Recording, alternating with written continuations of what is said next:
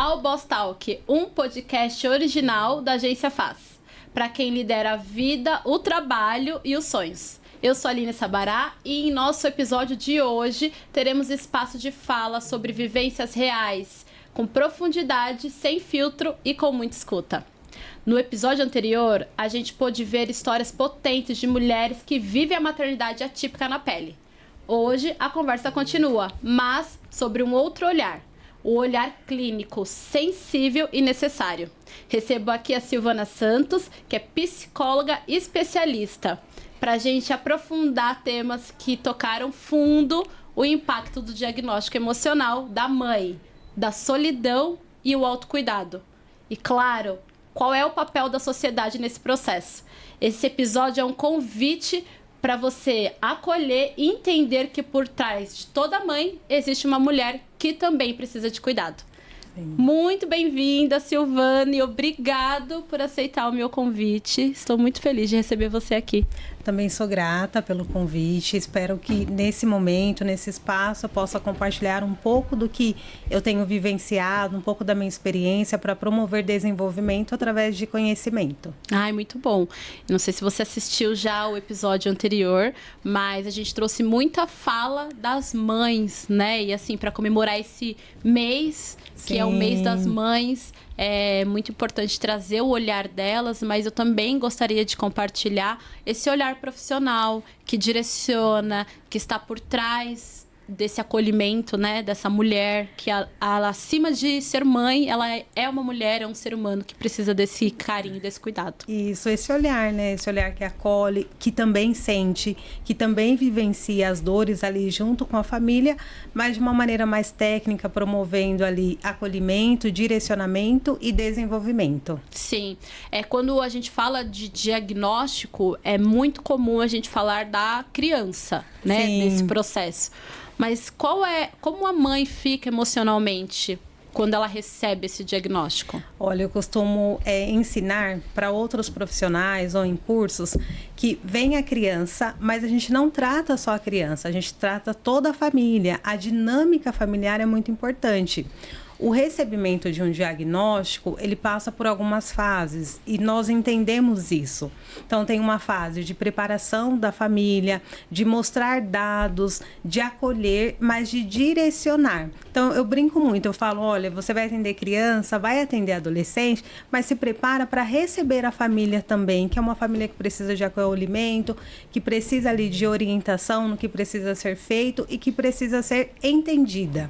Você me fez uma pergunta, eu assisti o episódio anterior e eu via o quanto é necessário nós profissionais acolher as famílias. Foi uma das falas da mãe, a gente precisa ser acolhida. Então é acolher, direcionar e compreender. É uma mãe que está ali em sofrimento, que há necessidade de ajudar.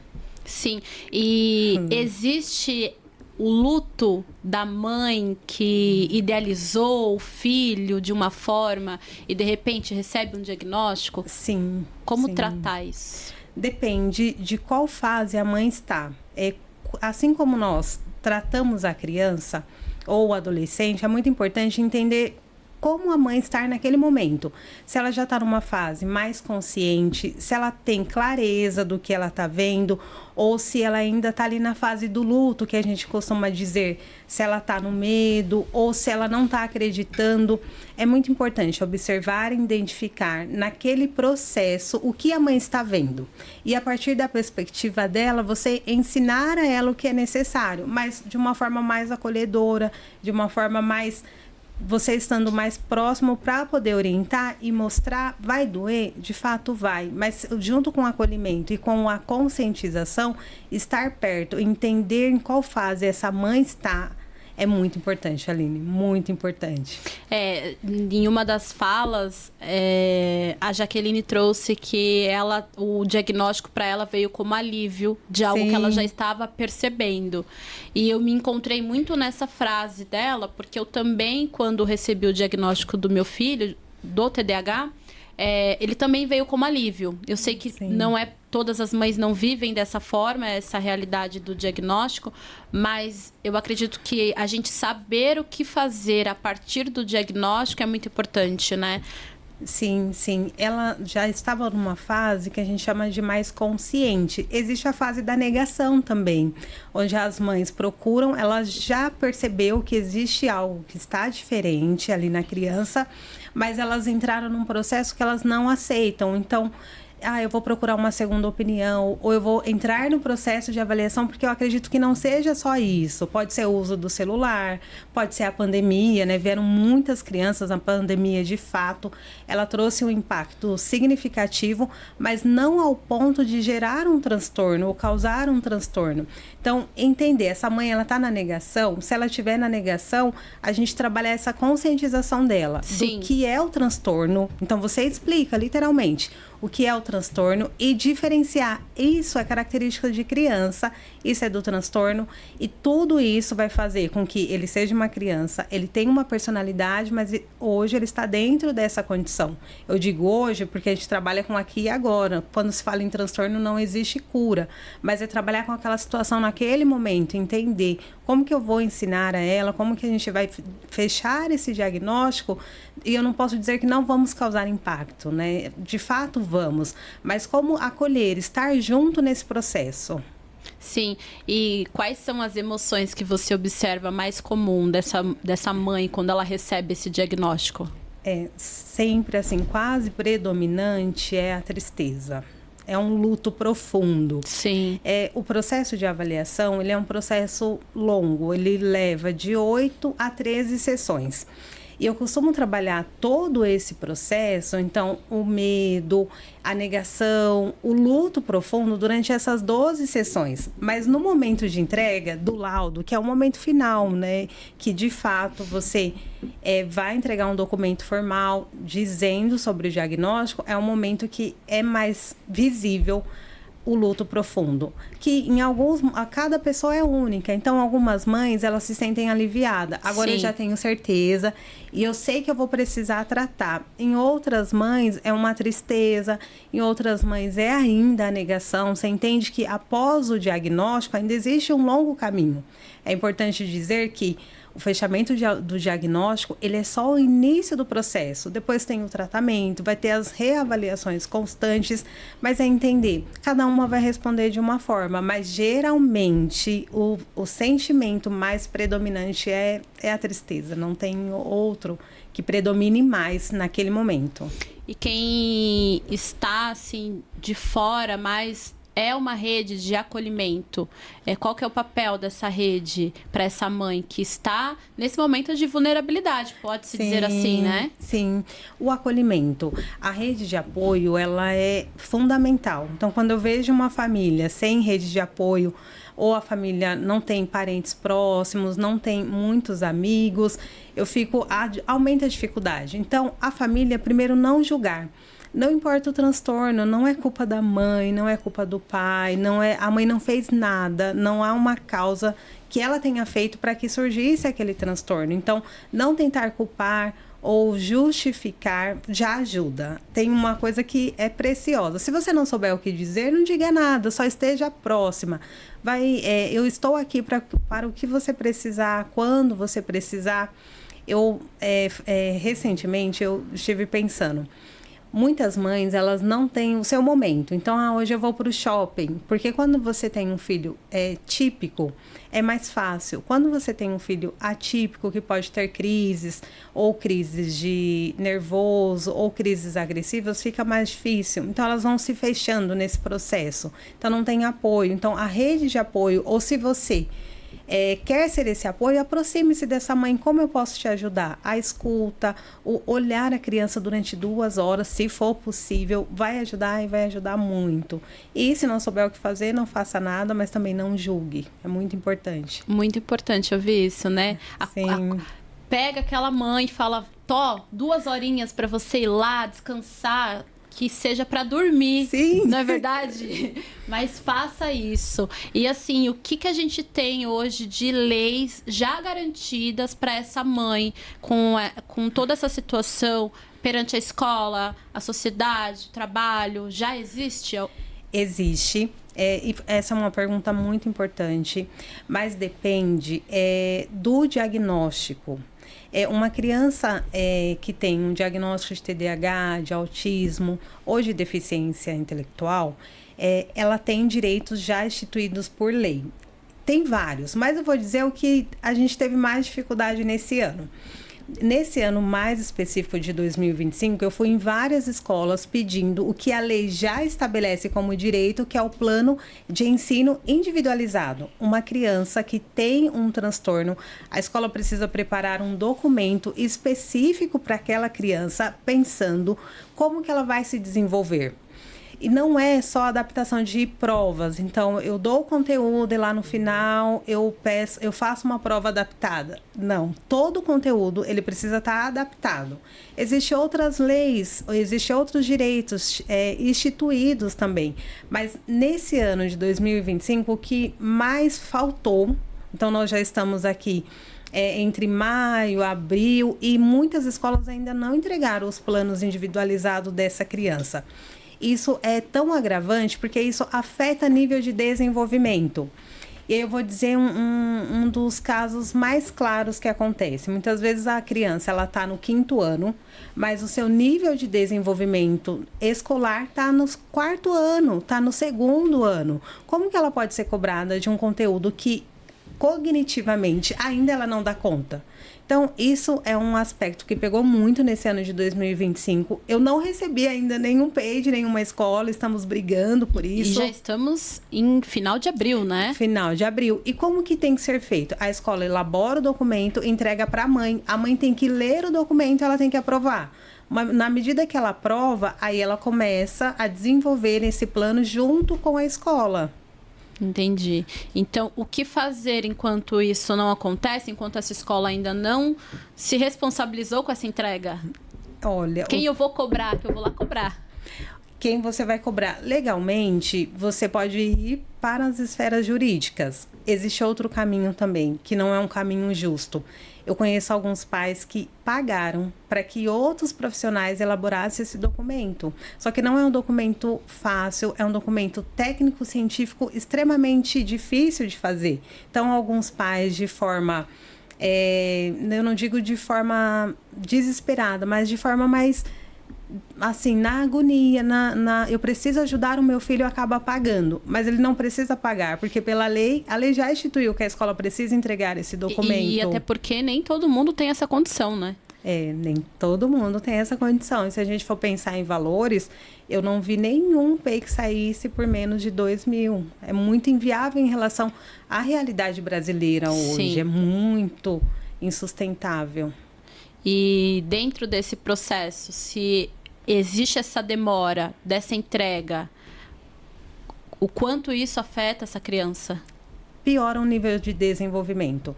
Então, imagine uma condição não tratada. Não vai melhorar se não tiver um planejamento, não vai melhorar, vai piorar. E os efeitos disso, hoje eu atendo adolescentes e jovem adulto. Qual é os efeitos mais visíveis? Baixa autoestima, porque nunca conseguiu acompanhar. Existe alguns que desenvolvem também um quadro depressivo por conta das várias variações que uma falta de um planejamento que não foi feito. E dentro desse processo, assim, e eu falo até por uma vivência minha como mãe, o meu filho teve um processo na escola que também não avançou na série, era para ir para uma 5ª série, não foi, voltou de novo para a 4ª série, justamente porque hoje eu olho, na época não tinha essa visão, esse conhecimento, mas eu vejo que por falta de acolhimento e de direcionamento escolar, a escola simplesmente olhou ali a situação, ele não está acompanhando, então fica aqui. Sim. Né? Então, chega no final do ano, ele não acompanhou, não vai passar de série, e a gente não pode fazer nada. Né? Então, eu passei por isso há alguns anos atrás. E aí, a partir daí, eu comecei a questionar muito a outra escola que eu coloquei, que eu já tive um acompanhamento muito melhor, muito mais próximo, com uma orientação muito mais dedicada. Nós estamos falando de escolas particulares, né? Mas qual que é essa realidade do que fazer dentro de uma escola pública hoje? Olha, eu tenho algumas escolas públicas que são mais inclusivas, que estão mais preocupadas em relação a desenvolver aquela criança. Então, não dá para colocar muito num parâmetro, mas eu também sou muito sincera nas minhas colocações. Algumas escolas, em particular, eu posso dizer das que eu acompanho, as escolas particulares, elas deixam de passar algumas informações para as famílias, como, por exemplo, a escola particular é uma escola pagante, de fato, Sim. né? Os pais pagam, então elas precisam apresentar certos resultados. É assim que caminha. E algumas vezes nós aplicamos algumas avaliações na criança e ela não tem capacidade de tirar 9 e 10 naquele conteúdo, mas na escola particular ela está. E aí algumas coisas não fecham, é o momento da gente sentar e conversar, que é o momento que eu apresento as provas e apresento literalmente as gravações. Olha, ele não consegue fazer esse conteúdo, ele não consegue fazer essa fórmula. Então, como que ele está tirando 9 e 10? Vamos sentar e vamos discutir sobre isso? Isso não acontece tanto em escola pública, ele não tira tanto 9 e 10. Mas ele também passa de ano por conta de uma lei de progressão continuada. Então, as escolas particulares, eu observo elas mais de perto. Não são todas, mas acontece com uma frequência muito grande. Esse processo de a criança tá tirando 9, 10 e 8, e tem algumas que eu até brinco. Teve uma criança que eu perguntei, fulano, como que você tá tirando só 9 e 10? Ele falou assim, a professora tá fazendo pra mim. E assim, foi engraçado, mas eu falei, tá, então vamos sentar, vamos conversar sobre isso, porque eu quero promover desenvolvimento. Dá menos trabalho, né? Dá menos trabalho se eu ajudar. E falar de inclusão no Brasil ainda é uma grande dificuldade. Os meus sobrinhos foram morar em outro país. E quando chegaram lá, teve uma defasagem em relação ao ensino muito grande. Só que a rede de apoio foi diferente. Veio a psicóloga, veio a equipe pedagógica. Fizemos um cronograma de estudos. Não alcançamos ainda. Temos um grande caminho ainda, pensando em realidades, né? Uma realidade brasileira para um país desenvolvido. Entretanto, o acolhimento foi diferente. A gente não quer só que a criança tire 9 e 10. Não é isso que a gente quer. A gente quer inclusão. A gente quer maneiras para aquela criança se desenvolver, para aquele adolescente se desenvolver. E assim, falando sobre o diagnóstico ainda, porque assim, para chegar na escola e cobrar e ter toda essa condição de exigência da escola, a gente precisa ter um diagnóstico na mão, né? A gente sabe que muitas crianças ainda não têm. Tá. Qual é a forma mais segura de ter um diagnóstico, sabendo que demora meses para ter um diagnóstico ali na mão, né? Qual é a forma mais segura de passar por esse diagnóstico para ter isso em mãos, para conseguir de fato cobrar o Estado, a escola e ter todos os direitos que essa criança merece? Perfeito. Algo muito importante é que o diagnóstico, ele vai dar direitos àquela criança. Você não ter o diagnóstico, você não tem direitos instituídos. Só que qual é o caminho mais seguro? É o processo de avaliação. É um processo minucioso que ele passa por várias etapas para, no final, identificar que aquela criança ou aquele adolescente ou mesmo um adulto, se ele tem ou não algum transtorno. Mas é importante deixar claro que nem toda dificuldade é transtorno, mas o caminho mais seguro é por meio de um processo de avaliação e acompanhamento. A avaliação ela dura de 8 a 12 sessões, pode durar até 13, mas é o caminho mais seguro, porque eu posso ter uma dificuldade atencional que pode ser de esfera emocional. A emoção afeta a atenção, é muito. Sim. Eu posso ter uma dificuldade de fala por outros aspectos, eu posso não estar escutando muito bem. Então, a avaliação ela vai responder a essas perguntas para, no final, dizer esses comportamentos, de fato, eles fecham características para algum transtorno ou não. Mas, muito mais importante, a avaliação ela vai te direcionar, ela vai te mostrar o que precisa ser feito, como que você trata. Eu até vi um Instagram esses dias muito engraçado. Falaram para o médico, eu descobri que eu tenho TDAH agora na vida adulta. O que eu faço? Ele falou, trata. Não tem o que fazer. Sim. Não importa qual é a fase, não importa qual é a dificuldade, é tratar, pensar em maneiras para melhorar a vida daquela pessoa. Sim. Existe uma diferença muito grande do diagnóstico na fase infantil para o diagnóstico na fase adulta? Extremamente, a diferença é extremamente grande, porque o adulto, ele já aprendeu estratégias compensatórias. Por exemplo, eu e você estamos usando o tablet. São estratégias que nós, de forma mais natural, aprendemos para resolver algumas dificuldades nossas. Então, o diagnóstico na vida adulta, ele é mais difícil, sim, para alguns transtornos. O TDAH, ele é mais complexo na vida adulta, mas também é possível, porque mesmo com as estratégias compensatórias, né, que são maneiras que a gente cria para superar aquela dificuldade, eu ainda não vou atingir uma média. E, por exemplo, o TDAH, ele é caracterizado por um déficit de atenção, mas ele não afeta só a atenção, ele afeta a organização. E aí eu falo, mas eu tenho dificuldade na atenção. Qual atenção? A gente tem várias. Temos atenção seletiva, atenção alternada, dividida. Então, eu preciso mapear. O adulto, ele é bem mais difícil. Não só no TDAH, outros transtornos acabam sendo mais difíceis. Sim, e agora estamos nesse auge que todo mundo fala que tem algum transtorno nas redes sociais, mas a gente precisa de laudo, gente. Então, assim, fala um pouquinho sobre essa questão, por que hoje tem tanta gente se olhando e falando, nossa, eu tenho isso daqui. Eu vejo como um ponto benéfico. A ciência, a tecnologia evoluiu. Com essa evolução, a gente passou a olhar melhor para aspectos que a gente não via antes. Sim. Hoje, a gente, como especialista, ouve dizer, todo mundo é autista, todo mundo é TDAH. Mas trabalhando na realidade, assim, todos os dias, 8 horas por dia, com transtorno, as pessoas não se diagnosticam, não se nomeiam autista só porque elas querem. É um processo mais complexo, mas a tecnologia ajudou. Parece que aumentou, para alguns casos, de fato, a prevalência ela vai aumentando conforme a evolução da espécie. Isso tem acontecido, mas não a um ponto de trazer prejuízo. Muito pelo contrário, o processo ele é refinado. Eu costumo brincar que o processo de avaliação dentro dos processos que a psicologia traz como ciência é um dos processos mais refinados, mais tecnológicos que a gente tem.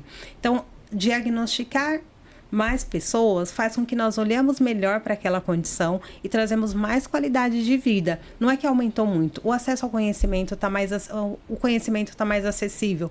Nós estamos aí num país ainda subdesenvolvido, ali emergente, mas mais globalizado. Então, eu tenho acesso a mais informações. E assim, de forma bem brincando mesmo, a gente tem um manual, um livro que descreve todos os transtornos. A gente até brinca. Se olhar lá, tem talvez tenha um para cada. Esse livro, viu? Se olhar, tem um para cada. Sim. Mas, brincadeiras à parte, quanto mais conhecimento eu tenho, mais eu me olho como pessoa. Então, será que é uma condição ou não? Se é uma dificuldade, por que não tratar essa dificuldade? Sim. Se for um transtorno, e aí tratar o transtorno. Quando a gente fala dessa evolução, eu lembro que lá atrás, quando eu estava ainda na 4ª série, na escola, existia uma sala que era nomeada como sala especial. Sim. E onde essa sala especial tinha várias crianças que tinha algum tipo de transtorno que a gente não sabia nem o nome na época. Isso não falava. Essa criança tem autismo, ou não falava nada, só falava que era uma sala especial. Então, elas aprendiam juntos ali na sala de aula, e nós, alunos, a gente era direcionados a cuidado com eles, cuidado com as brincadeiras com eles. Então, existe sim uma evolução, a gente vê. Hoje, as crianças, elas podem, e por direito, estar dentro da sala de aula com crianças atípicas e não atípicas, né? Dentro da mesma sala aprendendo. Então, acredito que por conta disso também vai facilitando. A gente vai se reconhecendo nas falas, nos gestos ali na internet. Então, a gente começa a se autodiagnosticar. Mas é muito importante deixar claro que é importante ter um diagnóstico feito por um profissional.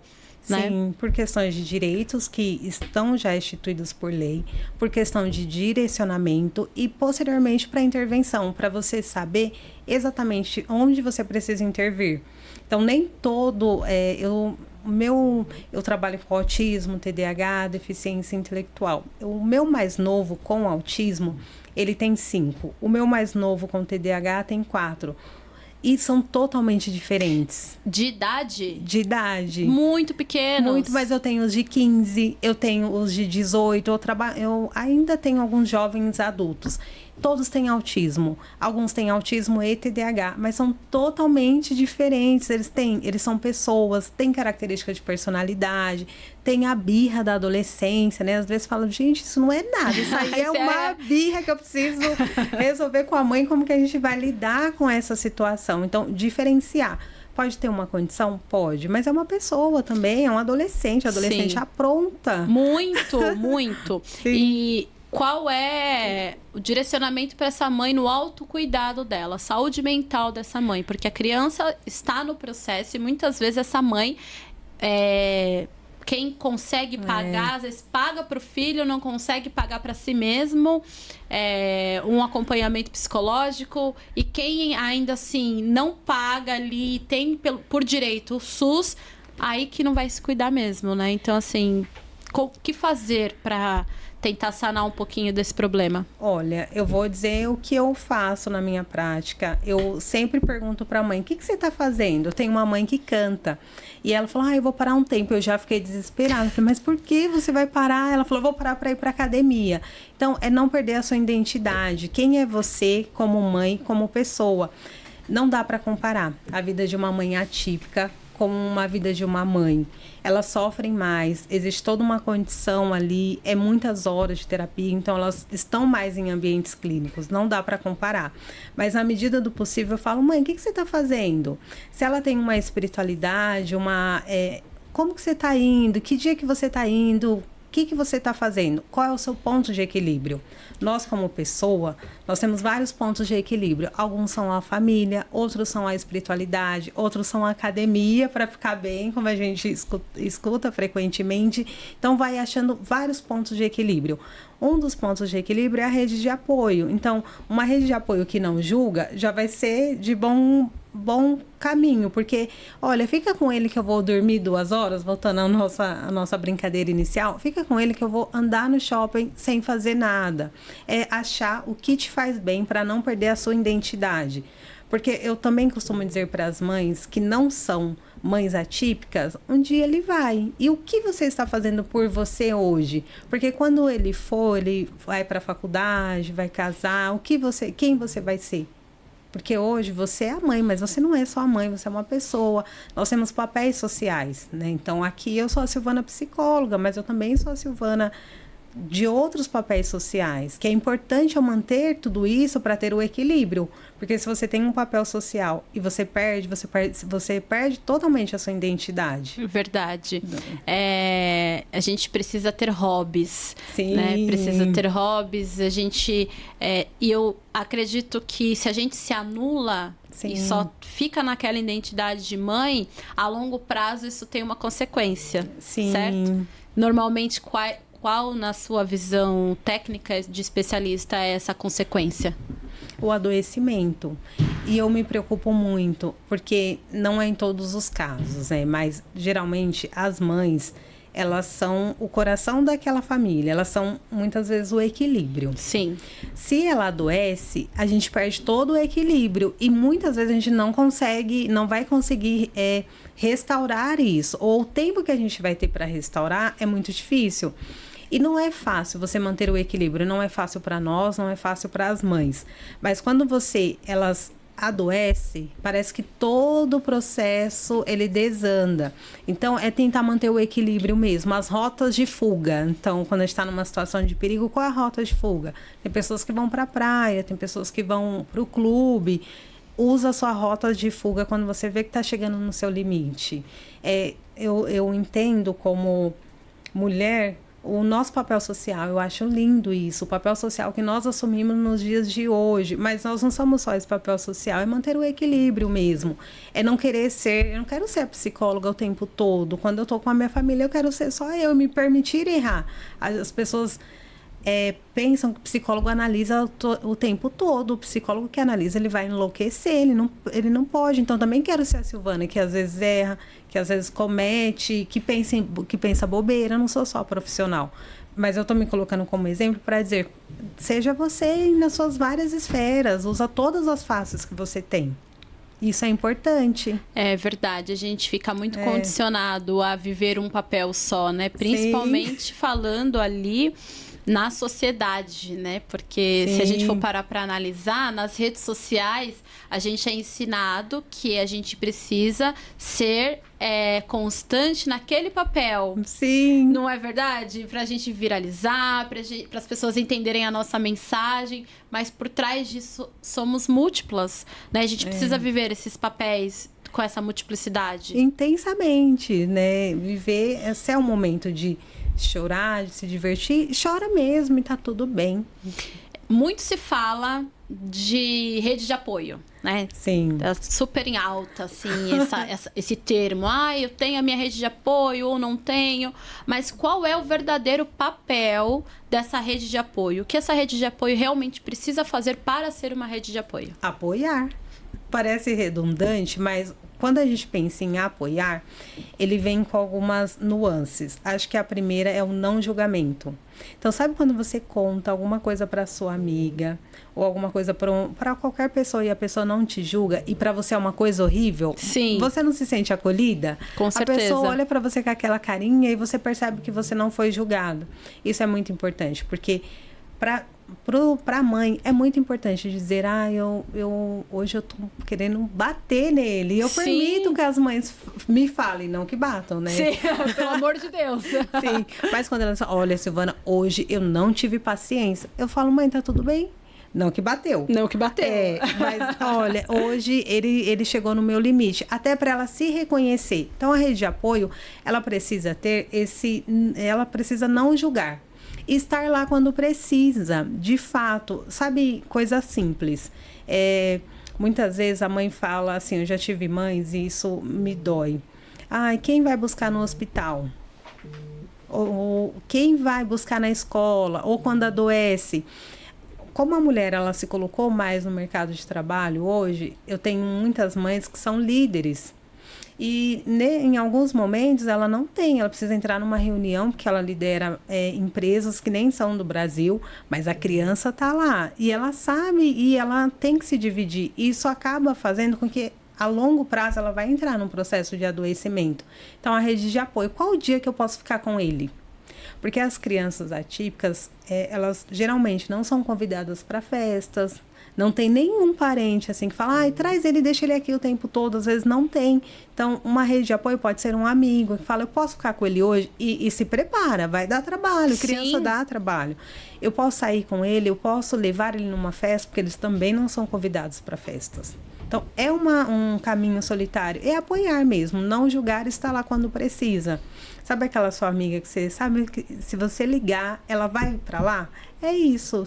Eles também não vai passar numa situação de abuso. Estou ligando sempre para buscar. Se ligou é porque realmente precisa. Com certeza. Então, realmente é entender o papel da rede de apoio. Se você é uma rede de apoio de alguma mãe, ou até mesmo de algum pai. Você pode se tornar uma rede de apoio. Ou se você não é, mas conhece, entenda como ser uma rede de apoio.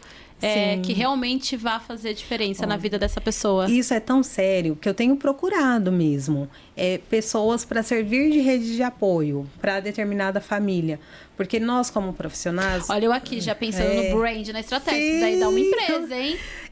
Sim, nós como terapeutas, nós temos algumas limitações de regras mesmo que nós não podemos estabelecer. E muitas vezes eu vejo, assim, sabe aquela pessoa que tem aquele cunho social mais desenvolvido? Aí eu fico pensando, nossa, eu acho que essa mãe pode ajudar a outra mãe. E aí como que eu tenho feito? Eu crio alguns grupos, por exemplo, tem um transtorno desafiador opositor. É um transtorno, não é tão divulgado, mas é muito difícil de lidar. É basicamente uma criança que não consegue obedecer. E essas mães são mais julgadas socialmente. Falei, não, vou criar um grupo só com essas mães. E esses grupos não têm terapeuta, é só elas, para que elas possam se sentir livres para falar. Sem tabu, né? Isso. Aí eu tenho criado grupos entre elas, mas agora eu quero criar grupos de apoio. Essa mãe precisa desse sábado para sair com seu esposo. Você pode ir ficar? Porque se eu fico, não é coerente, né? Eticamente a gente não pode. Profissional. Mas uma mãe pode ficar com outra. É legal que agora tem aqueles o grupo do WhatsApp que dá para fazer aquelas salas, né? Sim. Então, tipo, dá para fazer as salas com cada transtornos, digamos assim, sim. né? Então, geralmente eu não participo, eu deixo elas lá para que elas possam. Não foi uma ideia minha, já tem grupos de mães com autismo, já tem. Eu só falei, ó, essas mães aqui, eu tô vendo que elas não estão sem apoio nenhum em outras mães. Primeiro, elas vão encontrar outras pessoas que estão na mesma condição. E é muito diferente quando você fala para uma pessoa que vivenciou aquilo que você vivencia diariamente. E elas podem se apoiar. Hoje é o seu dia de ficar com ele para mim e descansar. Ou não, tem mãe também que não se sente segura. Mas criar uma rede de apoio efetiva, social, em qual sentido? Nós somos seres sociais e nós precisamos contribuir para a sociedade. Claro, tem as religiões que, dentro de várias, muitas auxiliam socialmente. Mas e nós, como pessoas que, sem pensar em religião, sem pensar em ONGs, eu posso apoiar o outro, eu posso fazer numa sociedade mais inclusiva, mas eu vou ter que me sacrificar um pouco, né? Algumas horas. Entendi. Então, assim, que fica aí o recado. E tem algum nome de alguma dessas redes que a gente pode compartilhar ou a gente pode deixar na descrição depois do vídeo? Olha, eu mando a descrição, mas eu sei que tem os grupos das mães com TEA, das mães com TDAH, das mães com síndrome de Down, e aí você vai procurando mesmo e vai entrando nos grupos. Geralmente os profissionais não participam, até para que elas possam dizer a opinião delas sobre o profissional, isso é muito importante. Um profissional seguro, ele não é que ele não vai ter medo de críticas, mas ele entende o seu processo, ele entende que se aquele processo não fez bem para aquela mãe, a mãe tem o direito de dizer a vivência dela, não importa a esfera que seja. Então, é um grupo que os profissionais não participam, elas trocam muito, isso é bom que fortalece. Olha, aquele profissional é péssimo, não vai lá, aquela clínica é péssima, eu já passei por lá. Mas, ao mesmo ponto, elas entendem de leis. Estava até comentando com uma colega há pouquíssimos minutos, é muito importante as mães entenderem de direitos constituídos. Eu não tenho que ficar implorando para uma escola me entregar um PEI. Eu não preciso. É o meu direito. É o meu direito, eu vou informar, olha, quando que vocês vão me entregar? Aí, muitas vezes, elas falam, ai, eu não sei. Aí você já leva a lei, deixa lá registrado, manda no WhatsApp. Eu preciso do PEI dele para me poder desenvolver. Então, as mães, elas já se apoiam mais, elas precisam de mais apoio para fora para que elas se fortaleçam. E qual a mensagem você deixa para essa mãe que acabou de receber esse diagnóstico, que está nesse momento ainda de desespero ou até de luto por esse processo? Olha, eu seria leviana se eu dissesse, vai passar, vai ficar tudo bem, porque cada vivência é única. Mas eu posso dizer algo que vai ajudar nesse processo. O primeiro é conhecer sobre o diagnóstico. O que é do diagnóstico e o que não é. E aí eu vou dar um exemplo bem claro. É muito comum as pessoas, e é injusto relacionar autismo com crianças que batem. A agressividade não é critério diagnóstico para autismo. Não existe nenhum livro técnico-científico que fale que para fechar diagnóstico de autismo tem agressividade. Assim também como um TDAH, eu dizer que o TDAH ele tem dificuldade de aprender. Depende, tem alguns que não tem dificuldade em outras esferas. Eu tenho uma menina coisa linda, ela não tem nenhuma dificuldade no processo de aprendizagem. Então, você tem que entender o que é do diagnóstico, o que é da sua criança, que isso é só você que vai entender, o que é características da criança, da personalidade. Depois, entender de leis. E buscar apoio psicológico, apoio na mãe, apoio onde você se achar segura nesse processo. Mas essas 3 bases iniciais, o que é do diagnóstico, o que é da minha criança e quais são as leis instituídas, vai te ajudar nessa caminhada. E depois as outras coisas você vai descobrindo junto, né? Tem uma boa rede de apoio, uma boa equipe. Existe, com a globalização, tem muita coisa legal, mas tem cada coisa que eu escuto que dá vontade de entrar debaixo da mesa. Meu Deus, onde a pessoa tirou isso? Essa informação. Principalmente hoje com tantas pessoas que não são especialistas, Sim. mas estão na internet vendendo o seu conteúdo ali, falando que direcionando pessoas, né? Sim, por exemplo, saiu uma reportagem uma vez de um menino que aconteceu de fato, que ele não falava nada em português e passou a falar inglês. Acho que todo mundo conhece essa reportagem. E o que aconteceu? Aconteceu de fato, mas é muito difícil isso acontecer. Sim. E isso gerou uma falsa expectativa nos pais. Porque não é só falar o inglês. Quem no Brasil fala inglês fluentemente? Quem se comunica? Então, pode atrapalhar na comunicação. Então, é entender de fato. O conhecimento, de fato, ele liberta. Porque aí você vai entender de fato como as coisas acontecem. Embora tenha muita informação, mas também tem muita informação inconsistente, que não se sustenta, que não tem comprovação científica nenhuma. Isso atrapalha todo o processo. Primeiro é entender aonde você está. Sim. Obtendo informações, né, para que a gente possa realmente entender de um especialista, de uma pessoa que tenha realmente toda a certificação para dar esse diagnóstico e para direcionar emocionalmente e tecnicamente, né? Exatamente. Existe um caminho de leveza para esse quadro, para essa maternidade atípica? Olha, eu não diria... eu, sinceramente, não sei te responder se é um caminho de leveza, porque trabalhando todos os dias, pode ser que o caminho ele vai ter alguns momentos que serão mais fáceis, alguns mais difíceis. Leveza a gente vai construindo, assim como a felicidade. A felicidade é um construto, né? Sim. A gente constrói. A gente não acorda todos os dias felizes, né? Então, vai ter alguns momentos leves, mas quando se fala de transtorno, eu falo de condições, e são condições que trazem prejuízos. Então, vai ter momentos que talvez serão mais leves, mas vai ter momentos extremamente desafiadores. Assim como a vida também ela é leve, mas ela também é desafiadora. A gente, hora tá lá embaixo, hora a gente tá no equilíbrio, mas tem hora que parece que a gente tá em cima. Então, é o equilíbrio. Como orientar uma mãe a buscar esse diagnóstico de forma acessível? Existe essa forma? Acessível? Existe, ó. Toda instituição como a USP, as federais, as estaduais, elas têm escolas. Nessas escolas, geralmente não são pagas. Então, ela é uma maneira de você buscar por uma avaliação. Claro, existe uma fila de espera, eu acho que concorre com a fila, eu não tenho certeza absoluta, tá? Mas eu acho que concorre com a fila de espera do SUS, mas existem formas mais acessíveis. O processo de diagnóstico, o processo de tratamento ainda é algo mais elitizado no Brasil. Psicoterapia é uma coisa elitizada hoje, né? Não é acessível à realidade brasileira.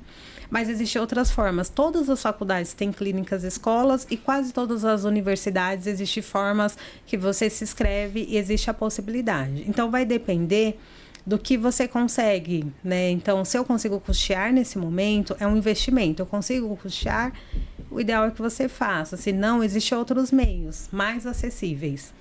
O que eu não recomendo é tudo para a vida, não é só... Às vezes o profissional está fazendo muito, muito, muito barato. Então, tudo tem uma média de preço. Sim. Então, a média é essa.